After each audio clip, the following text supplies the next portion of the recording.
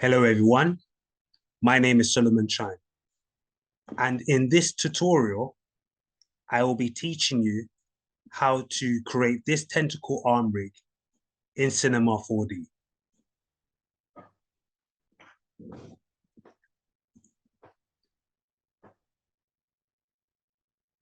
To start off creating this rig, we will need a model, and we will need a tentacle for us to rig. As you can see at where my mouse is pointing at a cube icon. Click and hold on this cube icon, and a drop-down menu will appear.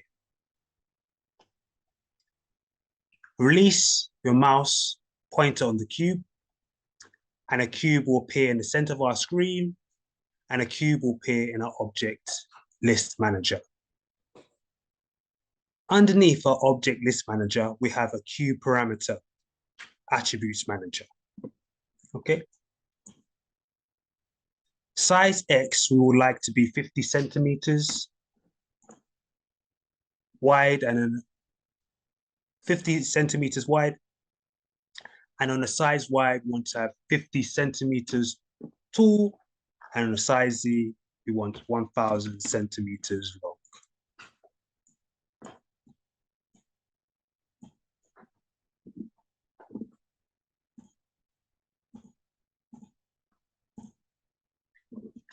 In our segments X, we want 2. And in our segments Y, we want 2. And in our Z segments, we would like to have 10. For us to see these segments displayed on our interface or on the screen, we will need to go to the Display tab where my mouse is pointing and click on Druid Shading Lines. As you can see, our segments or our lines have appeared on our screen.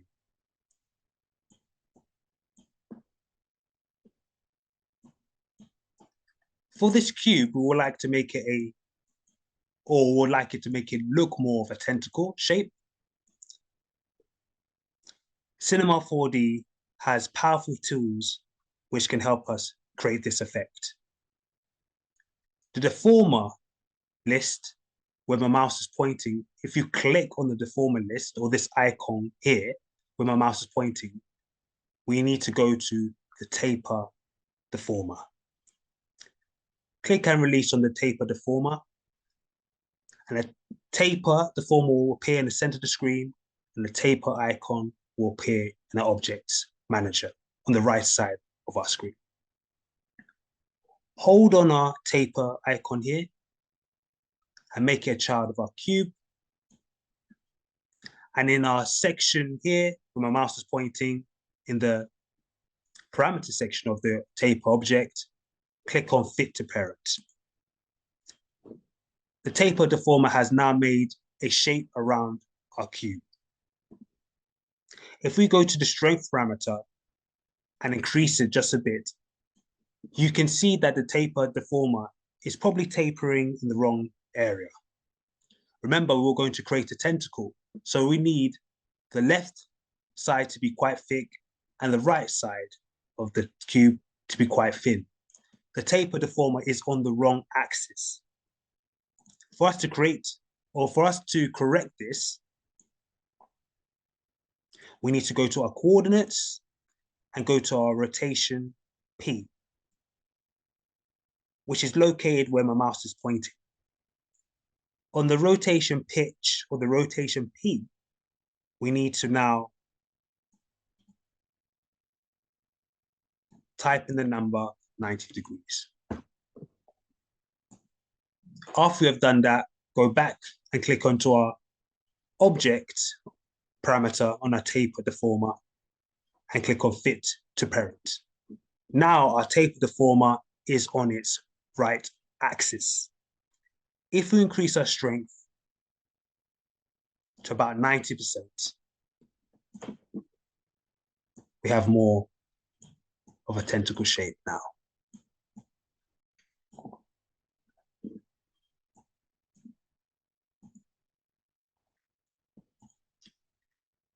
Our next step is to now make our parametric shape into a polygon or polygonal shape. To do this, Cinema 4D has a special function which we can use. If we right-click on our cube and scroll down, we'll see a function called current state to object. Click on this function. What this has done has now taken the current state of our cube, which is a tapered shape, and it's taken that information from the cube, or the state information from that cube, and made it into an editable object. Now we don't even need the previous cube. We can now click and delete this. When we click on our new modified cube, you can see when we click on our faces panel on the right-hand side of our screen, it has become a polygonal object. Brilliant. Cinema 4D does give us some powerful tools to make our job a lot easier.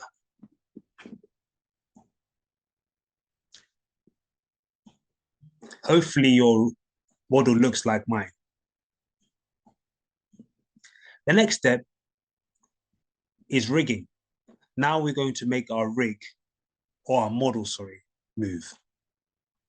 For us to do this, we need some bones, or joints, as they say, to make this work.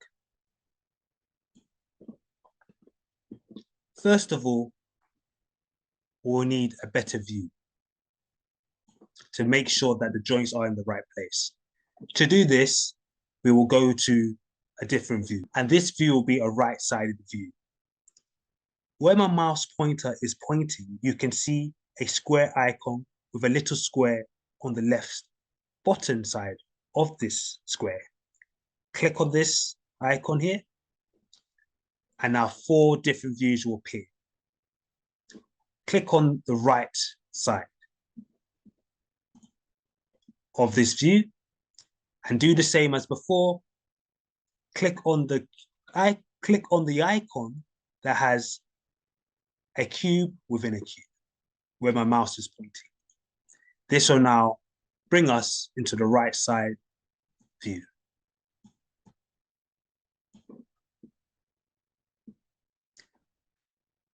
Where my mouse is pointing, click on the button saying model.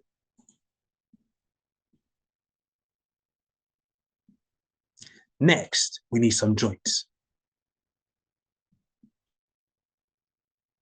As you can see in our top user interface, we have the panel, or the function, or the module, as you say, called character. Click and hold on character, and a drop-down menu will appear. Click on the joint tool.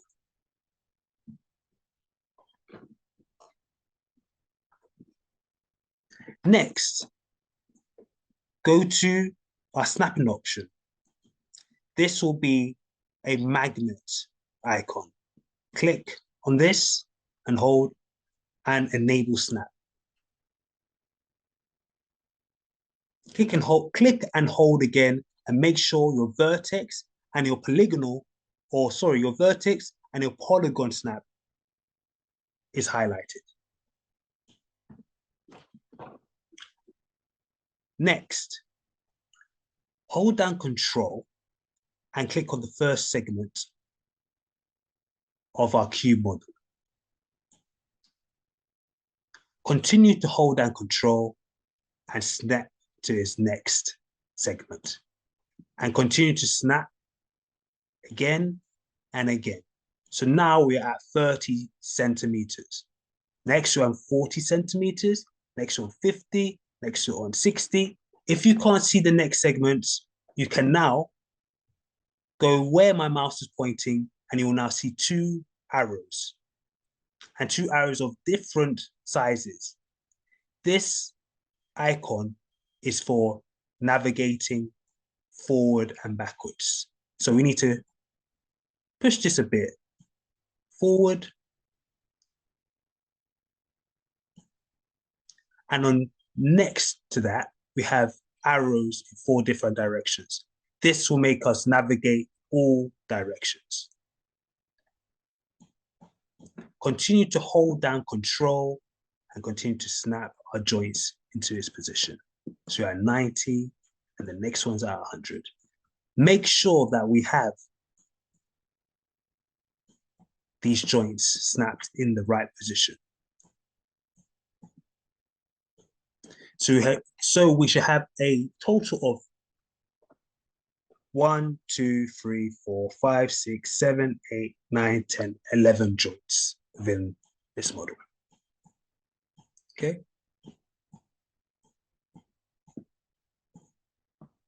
Okay. For us to now go back to our perspective view, we have to go to this square within a square icon on the right-hand side of the screen and click. This will now bring us back to the 4 panels with the 4 different views as we've seen before. Click on the perspective view on this icon, the same icon, and now we will return to our perspective view.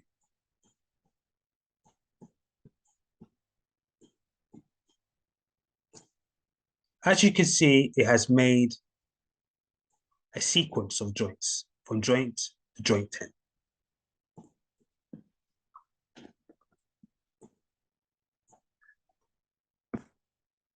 For us to now continue, our next step is to now align these joints.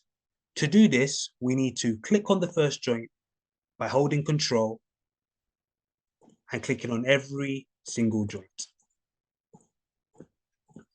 Or you can hold down Shift, click on the first joint and click on the last joint. This will select all the joints. Next, go back to Character or bring down a drop-down menu, go to Commands, and Align Joints. This function, Align Joints, allows us to align every single joint within the sequence. It will align the parent and the child, and so forth. This will continue to align the joints in sequence to make sure there is no errors or no misalignments in the joints. This is a great tool because it allows us to align joints perfectly. The next step that we have to do is to select all our joints and go to Freeze Transformation. As you can see where my mouse is pointing, we have a tab menu called Freeze Transformation, and under that, we have Freeze All. This is a brilliant and amazing function within Cinema 4D. We have taken the position of our joints and zeroed them out. This helps us to make poses and default positions for our rig.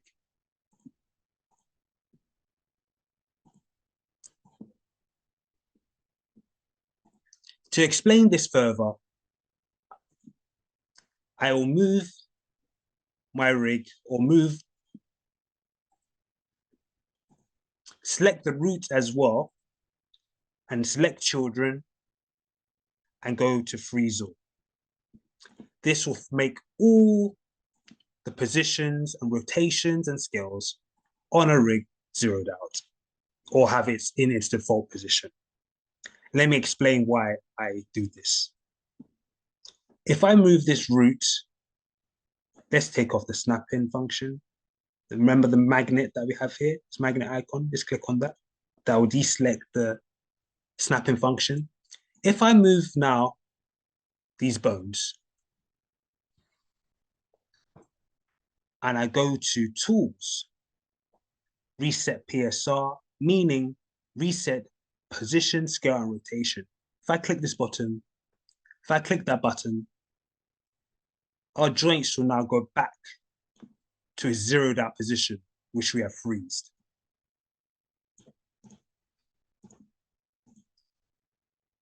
This is really powerful, as it allows us to pose our joints, pose our positions in our desired places.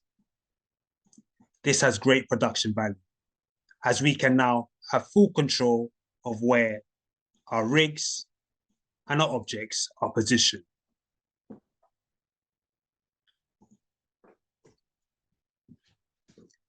The next step is to now bind our model with our joints. To do this, we need to select all our joints. As the joints are under or parented by a root null is not a joint. It's just a carrier or parent of these joints.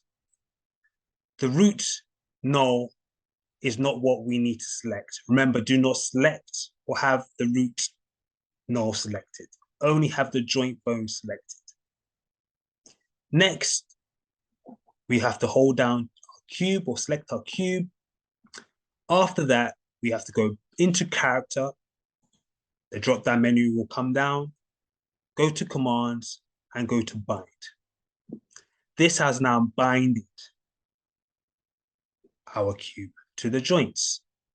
If you have done this correctly, you will see a skin deformer placed as a child under the cube, and in our tag area or tag section here on the right, the far left, you'll see a vertex tag with a joint icon. To see how Cinema 4D has binded our cube, we will now go to character, drop-down menu will come, and you will go to weight manager. As you can see, this is a visual representation of how Cinema 4D has calculated our bind. So each joint has a color, or each joint has assigned a color. So we can see from joints, the first joint is at the end, the root joint is at the end, and that's represented as red. And then the last joint, or the joint 9, joint 8 is say, the last joint is represented the color of purple. And if you select all the joints, we can see all the joints represented by colors. These joints, these colors are a representation of the influence that the joints have on our cube. Now we need to make our mesh move. As you can see, we can't move it. We have no controls. We have nothing to make it move, basically. Next, we have to select our joint tool, the first one, our joint bone, sorry, and the last one, and go to character, commands, create IK chain.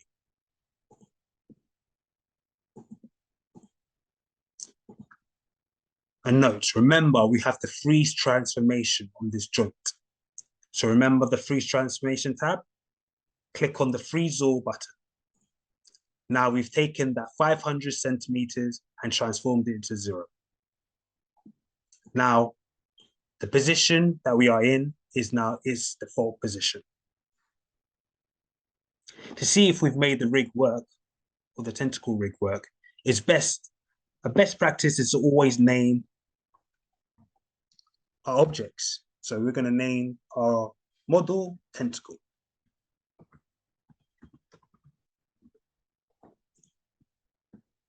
And on our roots, we can name it tentacle root. And on our joint 10, we can name it tentacle arm controller.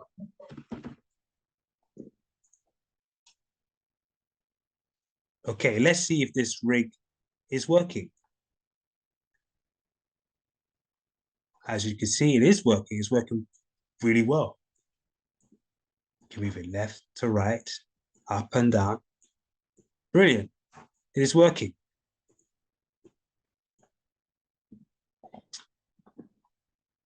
Remember the freeze transformation example I was talking about earlier on. If we go to now Tools, Reset PSR, it has now gone to its default position, which we have created before. This is brilliant. So we don't have to always start from an undesired position. We can always start from a desired position, which we have created. Next step in our tentacle rig, or the example I showed you at the beginning, is to now get a smooth look of our tentacle. If we want to get rid of the joints, visualization of the joint here in our visual display area, we can go to Filter, scroll down, and select Joint.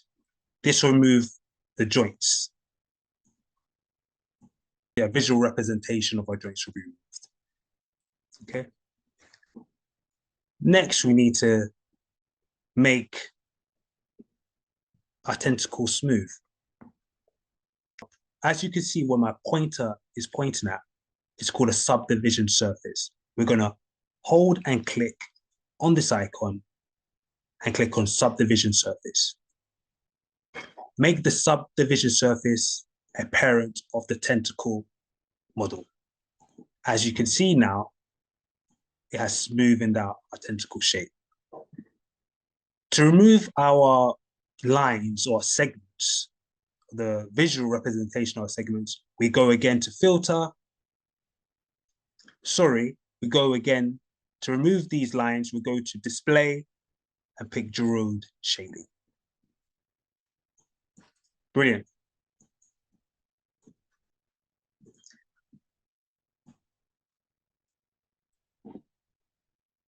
To make more tentacle arms on this rig, we need to use a clonal object. So we have to go to MoGraph, click on the MoGraph tab where my mouse is pointing, and scroll down to clone.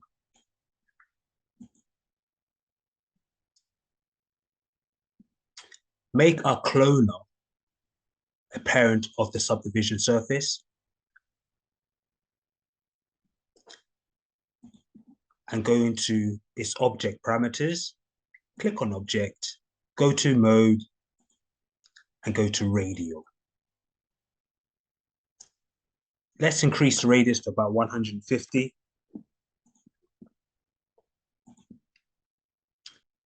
Very important part of this is to put our tentacle root, a child of our tentacle model. This is the only way it will work. To test this out, let's move our tentacle controller forward. As you can see, we have our rig. Maybe 150 centimeters is too big. Scroll that down to 50.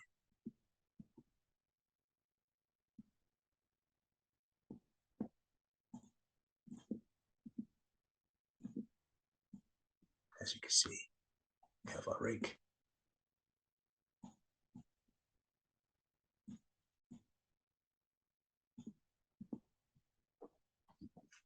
I hope you have enjoyed this tutorial and I hope you found it quite useful in any projects that you might want to do in the future.